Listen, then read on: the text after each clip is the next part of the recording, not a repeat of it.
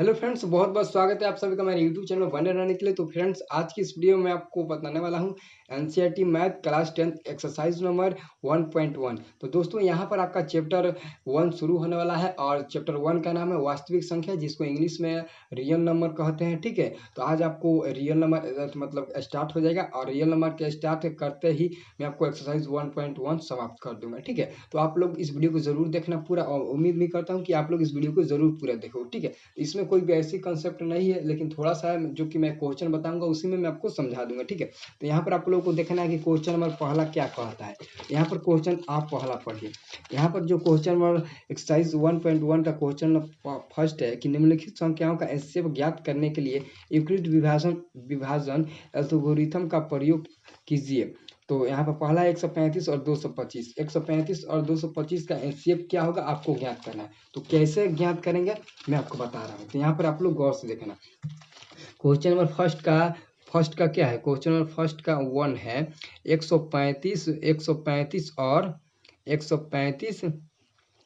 और 225 का हमें एचसीएफ ज्ञात करना है। तो सबसे पहले हम क्या करेंगे, सबसे पहले देखेंगे चूंकि 135 जो है वो छोटा है 225 से।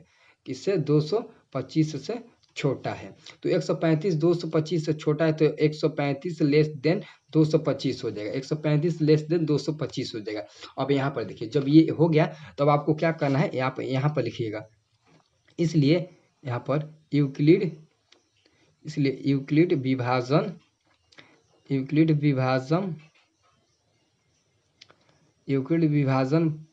प्रमेयिका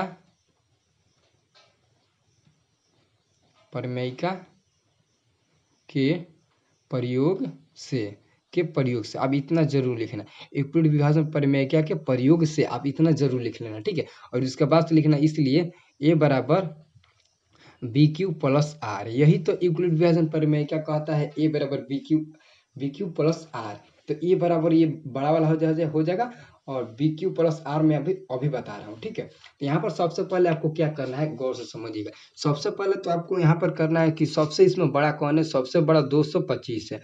तो 225 इक्वल टू, अब क्या हम गुणा करें और जोड़े कि फिर हमारा 225 आ जाए। तो यहाँ पर बी क्यू मतलब गुणा करना है और प्लस आर जोड़ना है। तो यहाँ पर देखिए, जब तक आपका आर का मान 0 न आ जाता है तब तक आप एचसीएफ का मान आपको मालूम नहीं चलेगा। जब तक आपका मान आर का मान 0 नहीं आ जाता तब तक आप एचसीएफ का मान नहीं निकाल सकते हैं। ठीक है, तो यहाँ पर 135 हम रख देते हैं और 135 में 1 से गुणा करते हैं और प्लस 90 जोड़ देते हैं। तो 135 में 1 में गुणा करेंगे तो 135 होगा, प्लस 90 जोड़ देंगे तो कितना आ जाएगा, 225 आ जाएगा।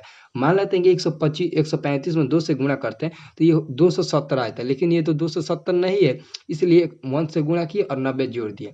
और फिर यहाँ पर 90 यहाँ पर आ जाएगा, 90 फिर इक्वल टू आ जाएगा। अब 90 में क्या गुणा करें और जोड़े कि फिर हमारा 90 आ जाए। तो मान लेते हैं 45 में 2 से गुणा करते हैं तो 45 गुना 90 हो गया और 0 जोड़ देते हैं तो फिर आपका 90 आ जाएगा। तो यहाँ पर अभी हम आपको बताए थे कि जब तक आर का मान 0 नहीं आता तब तक आपका मान मतलब एचसीएफ का मान नहीं निकलता। तो यहाँ पर आर का मान 0 आ गया, इसका मतलब कि यहाँ पर आपका एचसीएफ निकल जाएगा। तो यहाँ पर लिखिएगा चूंकि आर बराबर 0, इसलिए एचसीएफ ऑफ मतलब एचसीएफ ऑफ 135 और 225, 135 और 225 बराबर क्या हो जाएगा आपका, यहाँ पर जो 45 है यही आपका एचसीएफ हो जाएगा। तो इसी का प्रयोग करके आपके बोर्ड में 2 नंबर का क्वेश्चन आता है हर बार।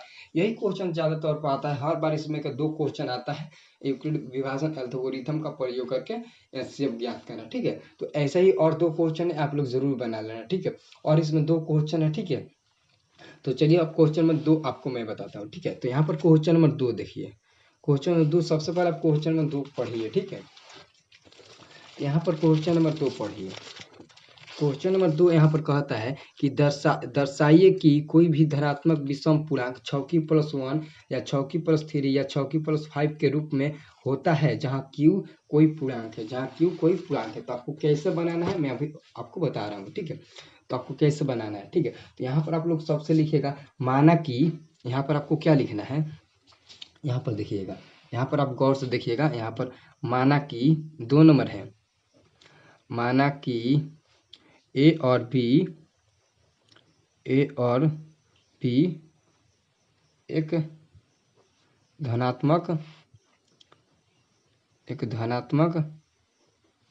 पूर्णांक है, एक धनात्मक पूर्णांक है, ठीक है, एक धनात्मक पूर्णांक है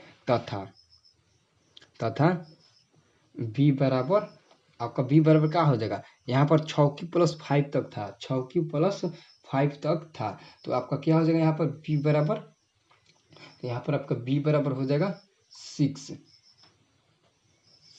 क्यों 6 होगा, क्योंकि 6 plus 6 plus 1, 6 plus 2, 6 plus 3, 6 plus 5 यहाँ तक दिया ना, इसलिए b बराबर आपका 6 हो जाएगा, b बराबर 6 हो जाएगा। अब आपको क्या करना है आगे, अब आगे देखिए यहाँ पर, इसलिए यहाँ पर इसलिए लिखिएगा, इसलिए यूक्लिड विभाजन, यहाँ पर यूक्लिड, इसलिए यूक्लिड विभाजन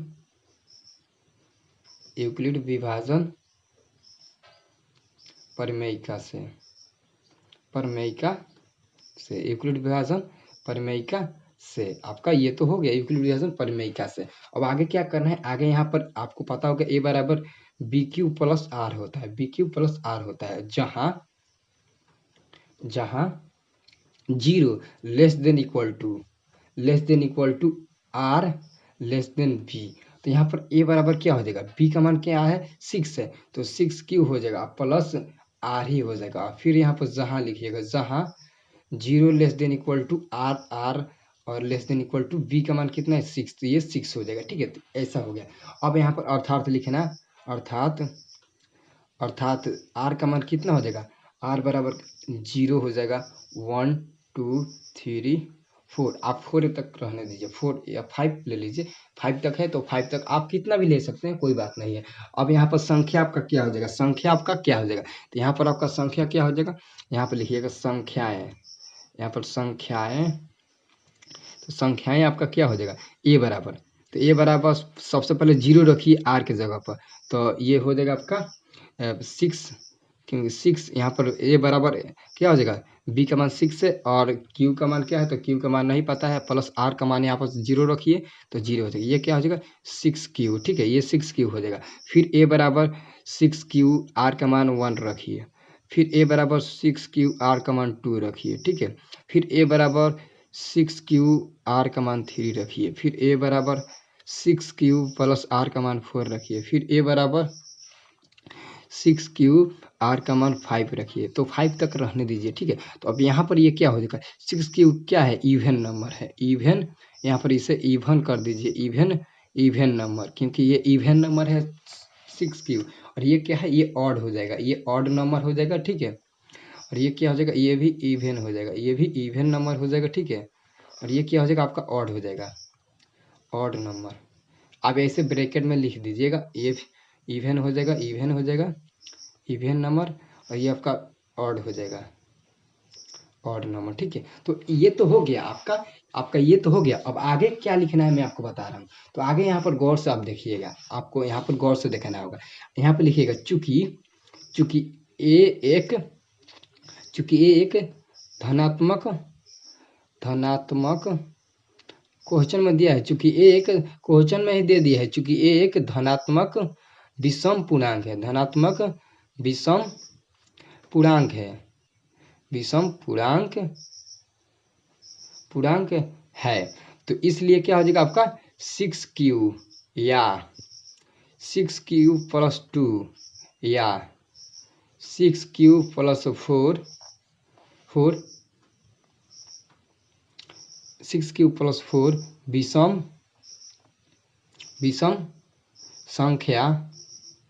विषम संख्या के रूप में नहीं हो सकता है, क्योंकि यहाँ पे लिखिएगा, क्योंकि ये सम संख्या है, क्योंकि ये सम संख्या है, ये क्योंकि ये क्या है, सम संख्या है। तो अब यहाँ पे लिखिएगा, तो यहाँ पे लिखिएगा, इसलिए यहाँ पर फिर वही क्वेश्चन आप उतार दीजिए, लास्ट वाला क्वेश्चन जो होगा कि इसलिए कोई भी धनात्मक कोई भी धनात्मक पूर्णांक, यहाँ पर लास्ट वाला लिख दीजिए, कोई भी धनात्मक पूर्णांक, धनात्मक 6³ + 1, 6³ + 3, 6³ + 5 के रूप में होता है, के रूप में होता है। तो आप ऐसे आपको दर्शा देना है, सिर्फ आपको ये दर्शाना है कि बताइए कि 6³ + 1, 6³ + 3, 6³ + 5 एक विषम धनात्मक पूर्णांक होता है। ये तो सिद्ध करना है आपको, तो ये तो रियल यहाँ पर सिद्ध हो गया कि होता है, क्योंकि 6³ + 2, 6³ + 4 ये जो है वो क्या है, एक इवन नंबर यानी कि सम संख्या है। ये सम संख्या है, ये विषम संख्या नहीं हो सकता। इसलिए क्वेश्चन कह रहा है कि 6³ + 1, 6³ + 3, 6³ + 5 क्या विषम संख्या है, तो हाँ है, यहाँ पर तो प्रूव्ड हो गया, यहाँ पर आपका प्रूव्ड हो गया। ये तो आपका हो गया, तो ये आपका क्वेश्चन नंबर 2 समाप्त हो गया। ठीक है, अब क्वेश्चन नंबर आपको 3 में आपको बताने वाला हूँ। ठीक है, तब तक आप मेरे वीडियो को देखते रहिए, मैं क्वेश्चन नंबर 3 आपको बता देता हूँ। ठीक है, यहाँ पर क्वेश्चन नंबर 3 आपको पढ़ना पड़ेगा। क्या करना पड़ेगा, आपको क्वेश्चन नंबर 3 पढ़ना पड़ेगा। ठीक है, तो यहाँ पर क्वेश्चन नंबर 3 आप पढ़िए कि क्या कहता है क्वेश्चन नंबर 3। तो क्वेश्चन नंबर 3 यहाँ पर कहता है, यहाँ पर देखिए क्वेश्चन नंबर 3 आप पढ़िए।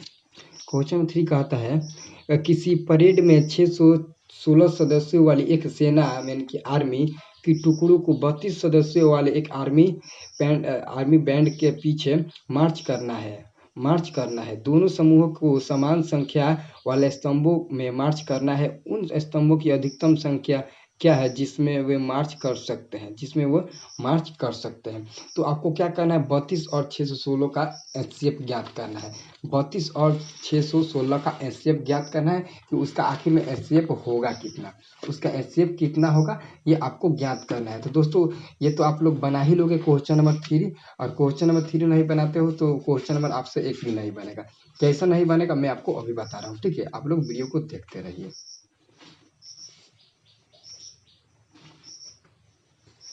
तो यहाँ पर क्वेश्चन नंबर 3 क्या है, तो यहाँ पर क्वेश्चन नंबर 3 आपको 32 और क्वेश्चन नंबर 3 यहाँ पर हो जाएगा 32 और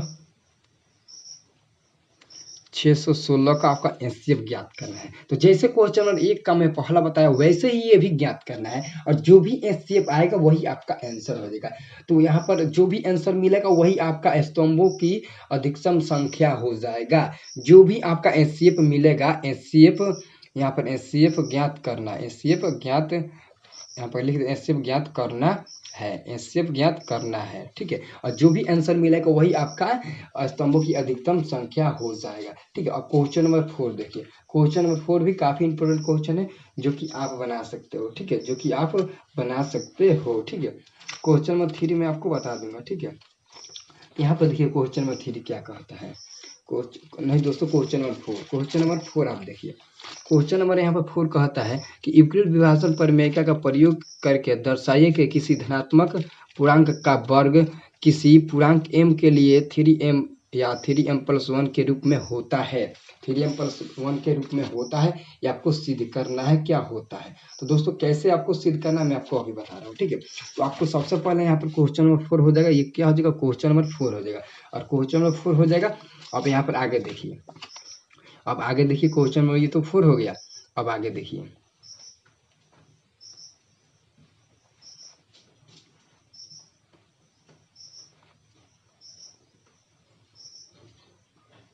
यहाँ पर देखिए, यहाँ पर सबसे लिखना माना कि, यहाँ पर लिखना माना कि ए एक धनात्मक पूर्णांक है, धनात्मक क्या है, पूर्णांक है, धनात्मक पूर्णांक है, तथा क्या हो जाएगा आपका, b बराबर क्या हो जाएगा आपका, तथा b बराबर 3 हो जाएगा, b बराबर यहाँ पर 3 हो जाएगा। ठीक है, b बराबर 3 हो जाएगा, इसलिए यहाँ पर लिखना, इसलिए यूक्लिड विभाजन प्रमेयिका से, इसलिए यूक्लिड विभाजन प्रमेयिका से, तो क्या हो जाएगा, a बराबर क्या होता है, bq प्लस आर। आप यह जरूर लिखना, आप यही लिखोगे तभी आपके टीचर समझ पाएंगे। 0 less than equal to R less than B. तो ए बराबर क्या हो जाएगा 3q प्लस आर, जहाँ क्या हो जाएगा आपका यहाँ पर जहाँ 0 less than equal to R less than 3 हो जाएगा। तो इसलिए आपका आर बराबर क्या हो जाएगा 0 होगा, 1 होगा, 2 होगा और 3 होगा। क्या होगा 0 1 2 3, आपका क्या हो जाएगा 0 होगा, 1 होगा, 2 होगा और 3 हो जाएगा। ठीक है, अब आगे क्वेश्चन देखिए, आगे आप क्वेश्चन देखिए कि क्या कहता है। तो अब आगे आपको क्या करना है, आपको दो शर्त लेना है। क्या लेना है, आपको दो शर्त लेना है। यहाँ पर आप दो ही रहने दीजिए, यहाँ पर ये आपको 3 नहीं लेना है, क्योंकि 3 तो खुद ही दे दिया है, तो 3 आप छोड़ दीजिए, आप 2 ही तक रहने दीजिए। ठीक है, अब आपको यहाँ पर संख्याएं आपको बताना है। तो यहाँ पर संख्याएं क्या हो जाएगा, यहाँ पर संख्याएं, तो संख्याएं आपका क्या हो जाएगा, संख्याएं ए बराबर क्या हो जाएगा 3q plus 0 equal to 3q हो जाएगा। तो ए बराबर फिर क्या होगा 3q प्लस 1, फिर ए बराबर क्या हो जाएगा 3q प्लस 2 प्लस 2 हो जाएगा। ठीक है, तो आप यहाँ पर आपको क्या करना है, तो आपको यहाँ पर वर्ग का कहना है। तो आपको सबसे पहले यहाँ पर स्थिति 1 लिखिएगा।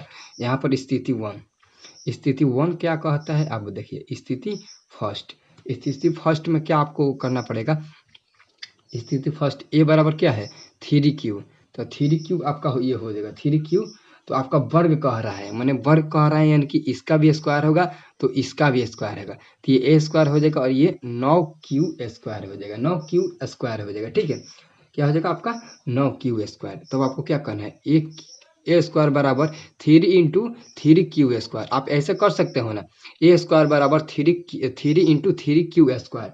तो ऐसे करने से ये फायदा हुआ, आप यहाँ पर लिख सकते हो, आप यहाँ पर क्या लिख सकते हो, आपको करने से क्या फायदा यहाँ पर मिला, दोनों का वर्ग कह रहा है तो एक स्क्वायर भी होगा 3q का भी स्क्वायर होगा, तो ए स्क्वायर बराबर 9q स्क्वायर हो जाएगा। तो ए स्क्वायर बराबर 3 × 3q स्क्वायर कर सकते हैं। इसका मतलब ये हुआ, यहाँ पर आप लिख सकते हो जहाँ जहाँ 3q स्क्वायर, जहाँ 3q स्क्वायर बराबर m, जहाँ m पूर्णांक है, जहाँ m क्या है पूर्णांक है, जहाँ m पूर्णांक है। ठीक है, तो आप पहला का स्थिति होगा। अब स्थिति 2 देखिए, अब क्या देखना है आपको, स्थिति 2 में देखना है।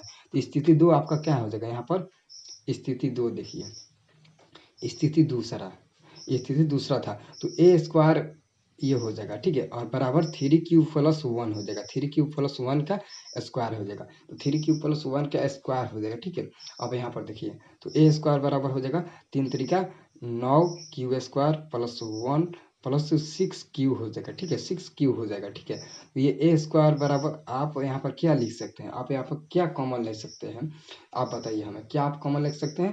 तो यहाँ पर ये 3 हो गया और ये 3q square plus 1 plus 3 × 2q आप लिख सकते हो, 3 × 2q आप ऐसे लिख सकते हो। तो यहाँ पर ए स्क्वायर बराबर हो गया, अब 3 यहाँ पर कॉमन हो जाएगा, तो यहाँ पर 3q स्क्वायर प्लस 2q और ये प्लस 1 बाहर चला जाएगा, प्लस 1 बाहर चला जाएगा। तो अब यहाँ पर आप क्या लिख सकते हो, आप आगे क्या लिख सकते हो, आप हमको बताइए। ठीक है, तो यहाँ पर आप लिख सकते हो, यहाँ पर ए स्क्वायर बराबर 3m प्लस 1,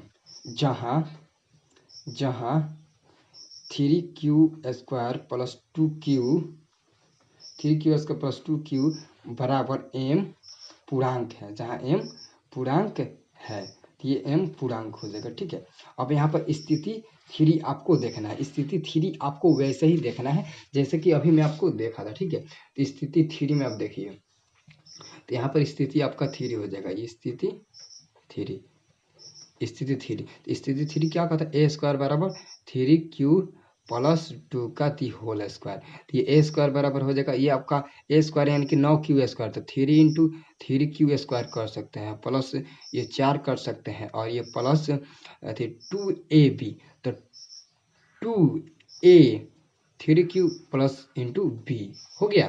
तो अब यहाँ पर ए स्क्वायर बराबर क्या कॉमन ले सकते हैं, 3 आप कॉमन लीजिएगा, तो 3q square plus 4q plus 4 आपका बच जाएगा। तो यहाँ पे लिखिएगा ए स्क्वायर बराबर 3m प्लस 4 जहाँ 3q स्क्वायर प्लस 4q बराबर m पूर्णांक जहाँ m क्या है, पूर्णांक है, m पूर्णांक है। ये आपका स्थिति 3 भी हो गया। तो आपका स्थिति 3 कंप्लीट हो गया। अब आपको लास्ट में क्या लिखना है, अब आपको लास्ट में बस यहाँ पर लिख देना है, इसलिए कोई भी यहाँ पर इसलिए लिखना है आपको, लिख देना है लास्ट में, इसलिए कोई भी धनात्मक कोई भी धनात्मक पूर्णांक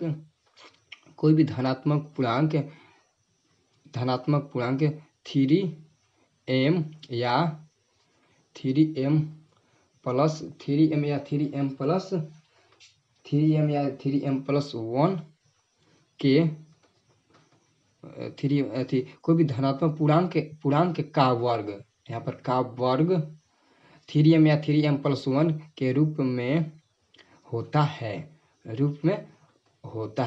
तो ये आपका प्रूव्ड हो गया। यहाँ पर आपका ये प्रूव्ड हो गया। आप दर्शा दिए कि कोई भी धनात्मक पूर्णांक 3m या 3m प्लस 1 के वर्ग के रूप में होता है। तो ये आप दर्शा दिए। अब देखिए दोस्तों, क्वेश्चन नंबर इसमें का 5 क्वेश्चन, तो यहाँ पर इसमें का जो क्वेश्चन नंबर 5 है वो देखिए, वो कह रहा है यूक्लिड विभाजन परिमेय का प्रयोग करके दर्शाइए कि किसी भी धनात्मक पूर्णांक का यहाँ पर घन कह रहा है, यहाँ पर धनात्मक पूर्णांक का घन 9m या 9m प्लस 1 या 9m प्लस 8 के रूप में होता है। तो आपको क्या करना है, आप वैसे ही क्वेश्चन नंबर 5 बनाइएगा जैसे क्वेश्चन नंबर 4 बनाए हैं। जैसे क्वेश्चन नंबर 4 बनाए हैं वैसे ही आपको क्वेश्चन नंबर 5 बनाना है। आपको वही सेम टू सेम लिखना है। देखिए दोस्तों, यहाँ पर आपको क्या करना है, आपको क्वेश्चन नंबर 5 के लिए आपको क्या करना पड़ेगा, आप लिखिएगा सेम टू सेम, ये वही लिखिएगा, ठीक है। और यहाँ पर लिखिएगा, यहाँ पर b की प्लस वही लिखिएगा, यहाँ पर 0 बराबर 1 2 3 4 5 6 8 तक ले है तो 8 तक लिखिएगा। और संख्या में लिखिएगा a बराबर 9 प्लस 0 बराबर 9, फिर 9 प्लस 1 तो हो जाएगा। और फिर लास्ट वाला 9 प्लस 8 है तो 9 प्लस 8 लिख दीजिएगा। यहाँ पर 3 ही बनाना, 9 प्लस 1 9 प्लस 8 9 प्लस 8 3 बनाना। और यहाँ पर जो स्क्वायर दिए है ना, आप क्यू करके बनाइएगा, यहाँ पर क्यू कीजिएगा, यहाँ पर भी क्यू कीजिएगा, और उसके हिसाब से आप बनाइएगा। बस आपको स्क्वायर की जगह क्यू करना है, तो स्क्वायर की जगह क्यू करना है तो आप जरूर बना सकते हो, ठीक है।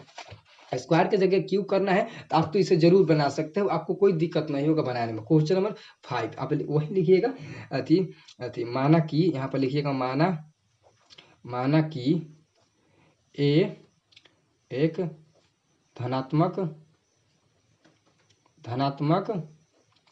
क्या है, पूर्णांक है, तथा b बराबर क्या हो जाएगा, तथा b बराबर 8 हो जाएगा। b बराबर आपका क्या हो जाएगा, नहीं b बराबर 8 नहीं दिया है, 9 दिया है, क्योंकि 9m प्लस दिया है तो 9 हो जाएगा, b बराबर 9 हो जाएगा आपका। तो b बराबर 9 हो जाएगा, इसलिए यूक्लिड विभाजन परिमेयिका से, इसलिए यूक्लिड विभाजन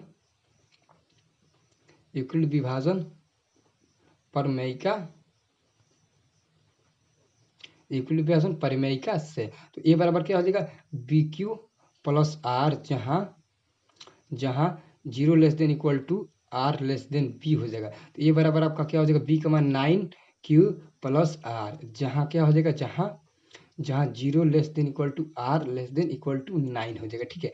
तो इसलिए हमारा r बराबर क्या हो जाएगा, 0 1 2 3 4 5 6 7 8 तक ले। तो आपको सिर्फ इसमें जब संख्याएं आपको लिखना पड़ेगा, यहाँ पर जब संख्याएं लिखिएगा ना, संख्याएं, तो आपको सिर्फ 3 ही लिखना है। संख्याएं में a बराबर आप लिखना 9q प्लस 0 बराबर 9q संख्याएं में, फिर a बराबर 9q प्लस 1, फिर a बराबर 9q प्लस 2, ऐसा करते करते लास्ट में लिख दीजिएगा a बराबर 9q प्लस 8। तो आपको इसका और इसका तीनों का हल करना है। आप 3 स्थिति लीजिएगा और तीनों का हल कीजिएगा। आपको 3 स्थिति लेना होगा और तीनों स्थिति का हल करना होगा, ठीक है। तो आप हल कर सकते हो, इसके आगे आप नहीं कर सकते हो, आप क्या बनाओगे। इसलिए मैं आपको ये छोड़ रहा हूँ आपके लिए कि आप बना सकते हो कि नहीं बना सकते। अगर नहीं बनेगा तो मैं आपको इसके अगले वाले वीडियो में आपको जरूर बता दूंगा। आप कमेंट बॉक्स में बताना अगर नहीं बनेगा तो, ठीक है। तो यहाँ पर आपको क्वेश्चन नंबर 1 से लेकर 5 तक समाप्त हो गया। इसका मतलब कि यहाँ पर आपका एक्सरसाइज ही समाप्त हो गया। तो एक्सरसाइज समाप्त हो गया तो अगले वाले वीडियो में आपको एक्सरसाइज 1.2 स्टार्ट करूंगा और 1.2 में भी काफ़ी इंपॉर्टेंट क्वेश्चन है और वहाँ पर आपको मिलेगा कि कैसे अभाज्य गुणनखंड के विधि से हम लोग एचसीएफ और एलसीएम ज्ञात करेंगे। ठीक है, तो वहाँ पर ये मैं बताऊंगा। ठीक है, तो दोस्तों अगर चाहते हो कि ऐसे ही मैं आपको हर एक्सरसाइज भाई मैं आपको बताते रहूँ, उसका सोल्यूशन बेसिक कॉन्सेप्ट सब कुछ बताते रहूँ, तो आप लोग हमारे इस चैनल पर बने रहना। और चैनल को अभी भी सब्सक्राइब नहीं किया हो तो चैनल को फटाफट सब्सक्राइब करके बेल आइकन को दबा दो, ताकि हमारा कोई भी नया आने वाला वीडियो होगा उसका नोटिफिकेशन आपको तुरंत मिलेगा। ठीक है, और इस वीडियो को पूरा देख लिए हो तो वीडियो को लाइक और कमेंट जरूर करो, ताकि ये वीडियो और सारे दोस्तों के पास पहुंचे। ठीक है, तो ठीक है ना दोस्तों, तो चलिए दोस्तों एक बार फिर से हम नेक्स्ट वाले वीडियो में बात करेंगे। ठीक है।